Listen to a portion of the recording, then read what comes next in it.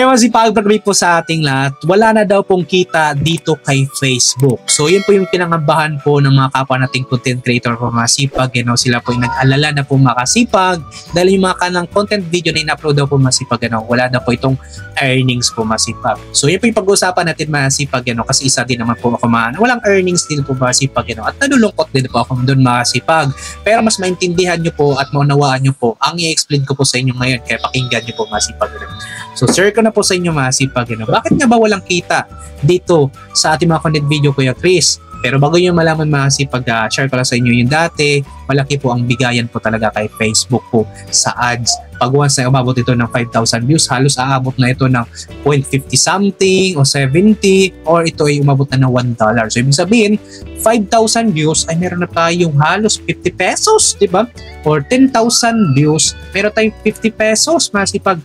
Dati yun po masipag, you know. Malaki talaga ang bigayan dati sa views and ads kasi yung sponsor ng mga company, no, dito kay Facebook sa nagpapa-ads at dito po sa views po masipag.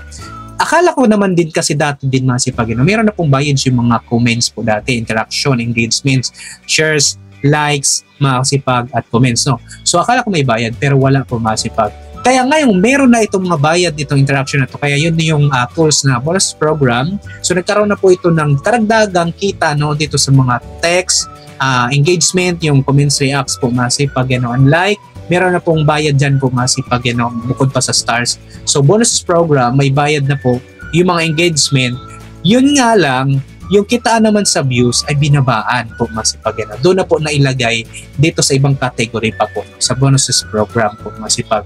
Bakit po masipag, you know? Mas maganda kasi na ikaw po ay nagbabiral na content video ay may bayad din po yung mga engagement, yung shares, comments, likes po masipag, you know. So maganda po yun. Yun nga lang, yung per bayad dati nagre-range kasi dati sa 10,000 views meron ka ng $1 dati, no, malaki-laki na yun. Ngayon mga kasipag, you know, $1 mo na sa halos aabutin pa ito ng 50,000 views o 100,000 views. Depende ito sa duration ng content video at depende pa ito sa niche na inyong content video masipag, you know. At depende pa ito kung ito pa ay sa inyo yung video, original video po, no? At in-enhance nyo pa po. Kasi meron po mga content video nung nag-update si Facebook noong October 2024 last year, masipag, wala pong bayad ang content video pag once na ma-detect ito na hindi po sa kanya yung video po masipag. Or yung compilation po masipag na content video na mayroon po nag-concern doon na ginamit po ang kanyang content video, kinuha, at pag once na ito po ay na-detect po masipag dahil sa concern naman po pag-review ni Facebook dahil sa concern ng kapwa content creator,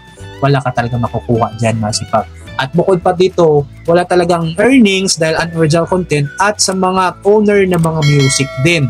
So yan po yung mga isa sa dahilan masipag, you know. At lalo na po ngayon masipag, you know, wala talagang earnings ngayon kasi bababa na po ang kitaan dito sa per views dito kay Facebook, no.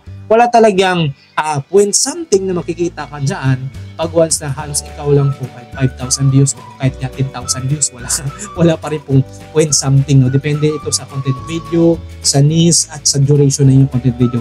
The more na mahaba ang video, 3 minutes o 4 minutes, mahaba pa na maraming mga ads na ilalagay po si Facebook dyan. At bukod pa doon sa views, no, na ibibigay kasi mahaba po ang pinapanood ng mga viewers nyo po masipag.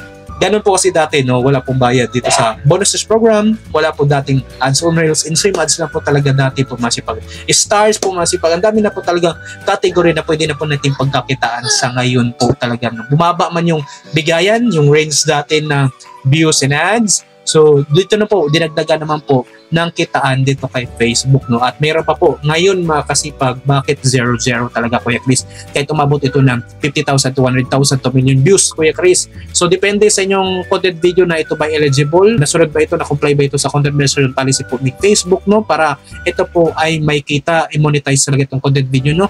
Pag original video at na-comply po sa content monetization policy po kay Facebook, eligible video dapat para ito po ay monetize ni Facebook.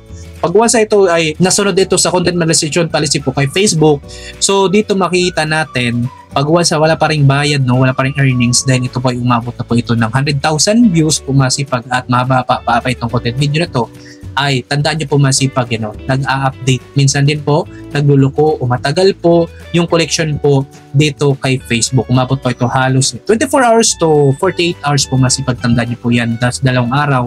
Pero pag wala pa rin, no, antayin nyo po masipag na baka nag-update lang po itong platform ni Facebook kasi habang tumatagal no, may update na nangyari, may karagdagang kitaan na naman o category na naman na pwede natin pagkakitaan gaya na lang po ng creator storefront po masipag yan.